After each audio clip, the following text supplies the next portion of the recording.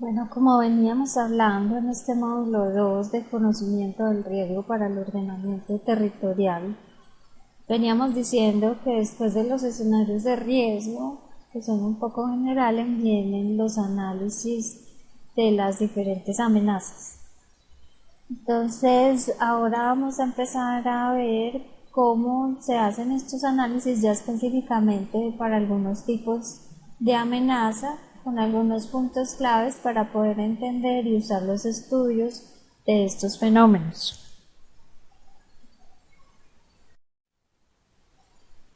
Empezamos con las inundaciones, las cuales son eventos de acumulación temporal de agua fuera de los cauces y de las áreas de reserva hídrica de las redes de drenaje, tanto naturales como construidas. Se presentan debido a que los caudales de escorrentía superan la capacidad de retención e infiltración del suelo y la capacidad de transporte de los canales. Las inundaciones son eventos propios y periódicos de la dinámica natural de las cuencas hidrográficas y está controlada por las características físicas propias de cada cuenca y de su entorno hidrometeorológico. Como fenómeno natural se consideran de segundo orden. Esto quiere decir que son consecuencia de eventos antecedentes, principalmente de las lluvias. La extensión del área afectada y la intensidad de la inundación varía según el tipo de corriente. Cada una tiene una pendiente, caudal, unos sedimentos, secciones diferentes. También de la intensidad y la duración de las lluvias y de las características físicas de las áreas adyacentes, por ejemplo la pendiente de las laderas, la cobertura vegetal.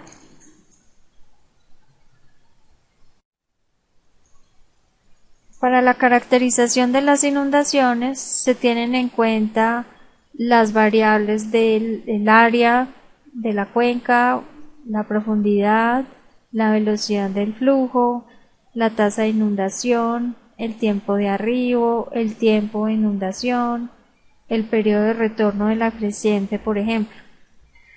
La intensidad de la inundación se puede expresar a través de uno de ellos o su combinación, por ejemplo, la relación que hay en el producto de la profundidad y la velocidad del flujo. El fenómeno de inundación es característico de cada cuenca. En Colombia, la Unidad de Gestión del Riesgo recomienda a los municipios que para sus estudios de amenaza por inundación sigan los siguientes pasos. Entonces, el primero es identificar y enmarcar la subzona hidrológica de acuerdo a la nomenclatura del Instituto de Estudios Ambientales y Meteorológicos de Colombia, el IDEAM, para identificar el plan de ordenamiento y manejo ambiental de la cuenca en la que está ubicado el municipio. Luego se hace una descripción de las inundaciones ocurridas a partir de las fuentes documentales que se encuentren. Se elabora una cartografía geomorfológica, se realiza el modelamiento hidrológico e hidráulico a partir de toda la información hidrológica que se pueda encontrar, de la medición de lluvias, de los niveles existentes, y luego también se pueden hacer modelamiento de escenarios de cambio climático y se puede modelar los factores de infiltración y de retención en la cuenca. También se pueden aplicar criterios de categorización de acuerdo a la condición particular del municipio, definiendo las áreas de alta amenaza por inundación. Finalmente, se definen las áreas con condición de riesgo que requerirán un estudio de detalle.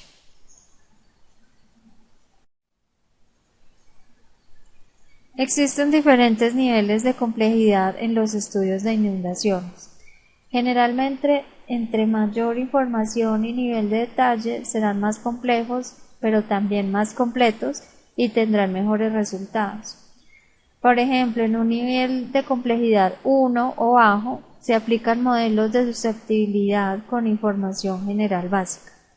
Los modelos incluidos en este nivel son, para inundaciones aluviales o torrenciales, la delimitación de la ronda hídrica, y para inundaciones por encharcamiento, la identificación de la susceptibilidad topográfica. En un nivel de complejidad 2, entonces tenemos un nivel de complejidad intermedio. Los modelos incluidos en este nivel para inundaciones aluviales y torrenciales son, en cuanto a la precipitación, las tormentas estocásticas; en cuanto a los volúmenes de flujo, los factores de escurrimiento; en cuanto a la relación lluvias-correntía, se obtiene un hidrograma triangular. En cuanto a la inundación, se tiene en cuenta entonces una dimensión, tanto para eventos de tipo aluvial como torrencial. Para inundaciones por encharcamiento, entonces, en cuanto a la precipitación, se tienen en cuenta las tormentas estocásticas con distribución espacial, y en cuanto a los volúmenes de flujo, los factores de escurrimiento, y finalmente la susceptibilidad topográfica.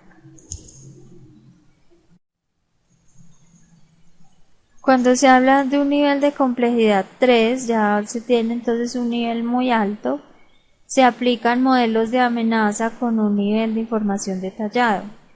Los modelos incluidos en este nivel son, para inundaciones aluviales o torrenciales, en cuanto a las precipitaciones, las tormentas estocásticas con distribución temporal; para volúmenes de flujo, los factores de escurrimiento; en cuanto a la relación lluvias-correntía, el modelo de Clark modificado. Para inundación ya se tiene en cuenta un modelo de 2 dimensiones para fenómenos aluviales y en una dimensión para fenómenos torrenciales. Para inundaciones por encharcamiento, para las precipitaciones se tienen en cuenta tormentas estocásticas con distribución espacial; para volúmenes de flujo, los factores de escurrimiento y la susceptibilidad topográfica.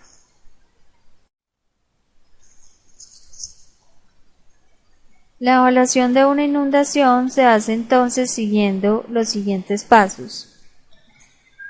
El primero es la construcción de las curvas de profundidad, área, duración y frecuencia, PADF, y generación de un conjunto de tormentas estocásticas a partir de los registros históricos de precipitación. El segundo paso es entonces, con esta información de precipitación neta para cada escenario de lluvia, se obtienen los volúmenes de escurrimiento dentro de la cuenca. El tercer paso es emplear el método de hidrograma unitario triangular en función del nivel de complejidad seleccionado para determinar el hidrograma de salida. Se selecciona un punto a partir del cual se llevará a cabo el análisis hidráulico de la inundación, cercano a alguna población de interés. En el quinto paso tenemos aplicar el procedimiento de cálculo de flujo unidimensional o bidimensional. El sexto paso es almacenar los valores de la inundación máxima para cada escenario, creando una malla de inundación por escenario. Y por último, se aplica el procedimiento de zonificación de la amenaza. Para inundaciones por encharcamiento se tienen en cuenta unos pasos similares así. Se construyen las curvas PADF y se genera un conjunto de tormentas estocásticas a partir de los registros históricos de precipitación para la cuenca. El segundo paso es, con la información de precipitación neta para cada escenario de lluvia, se obtienen los volúmenes de escurrimiento dentro de la cuenca. El tercer paso ya es el cálculo de la susceptibilidad topográfica con el fin de determinar las zonas bajas de la topografía. Luego se hace el cálculo de la inundación por encharcamiento para cada escenario. Finalmente se almacenan los valores de inundación máxima para cada escenario, con lo que se crea una malla de inundación por escenario y posteriormente la zonificación de la amenaza. Otro tipo de amenaza muy común en Colombia es la de remoción en masa. donde encontramos los deslizamientos. La remoción en masa puede tener diferentes causas, una de las cuales puede ser un sismo fuerte. Este fenómeno está directamente relacionado con el tipo de material, la cantidad de agua que posea, el volumen de material desplazado y de su inclinación en la zona de afectación. Y entre esta categoría podemos tener la caída de material, el volcamiento y los deslizamientos. Los deslizamientos son producidos por la deformación por corte y desplazamiento de una masa de roca o de suelo a lo largo de una o de varias fallas. Este es un desplazamiento descendente y puede ser rotacional, con superficie curva o planar.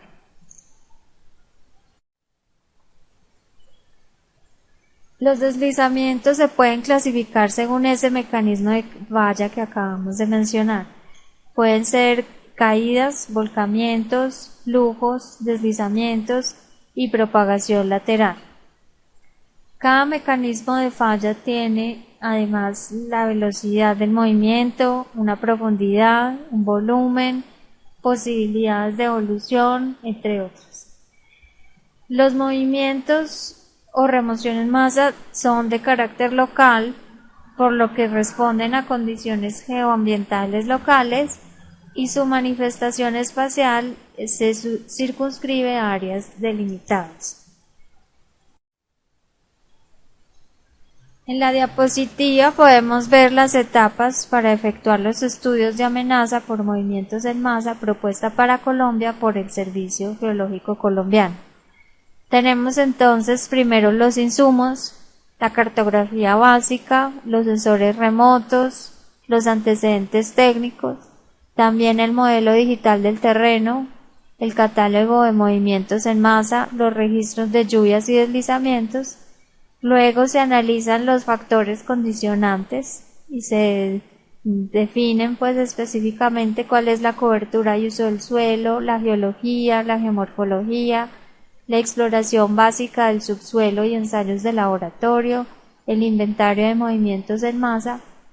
Luego se pretende llegar a un modelo geológico y geotécnico para determinar cómo es el proceso en que se dan los deslizamientos, y finalmente se tienen en cuenta los factores detonantes, que son los escenarios de lluvias y sismos, para tener la evaluación de la amenaza y posteriormente la zonificación de la amenaza.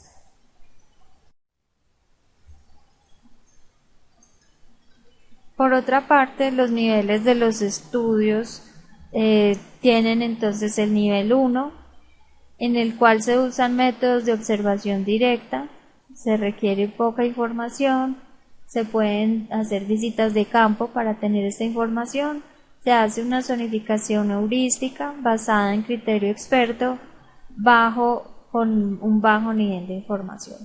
El nivel 2 utiliza métodos heurísticos basados en datos con un nivel medio de información.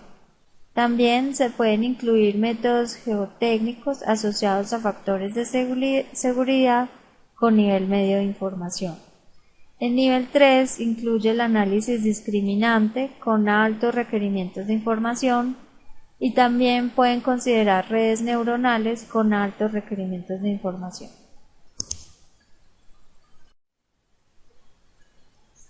Un ejemplo de este nivel 1 que se mencionó es el de observación directa, la cual puede realizarse de una manera empírica cuando no existe información detallada, estableciendo grados de susceptibilidad de manera directa mediante la observación del terreno y la valoración de un profesional en ciencias de la tierra. Aquí podemos ver esos ejemplos en la tabla que se necesitaría entonces para definir una susceptibilidad muy alta. Los criterios serían entonces laderos con zonas de falla, masas de suelo altamente meteorizadas y saturadas y discontinuidades desfavorables donde han ocurrido deslizamientos o existe alta posibilidad de que ocurran. Así sucesivamente podemos ver para un grado de susceptibilidad alta, moderada, baja y muy baja.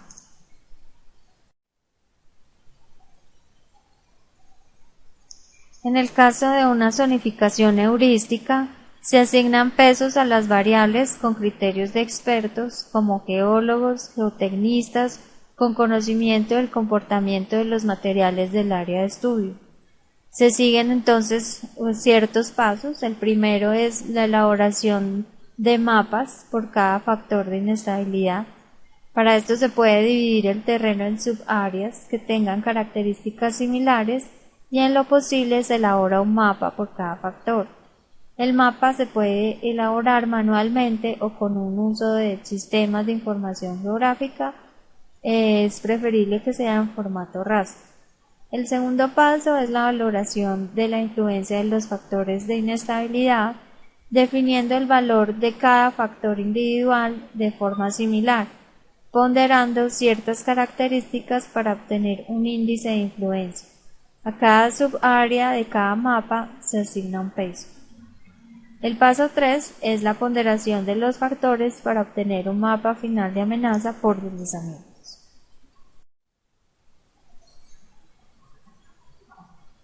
También se puede hacer la zonificación heurística basada en datos, ya que aquí ya tenemos un nivel 2.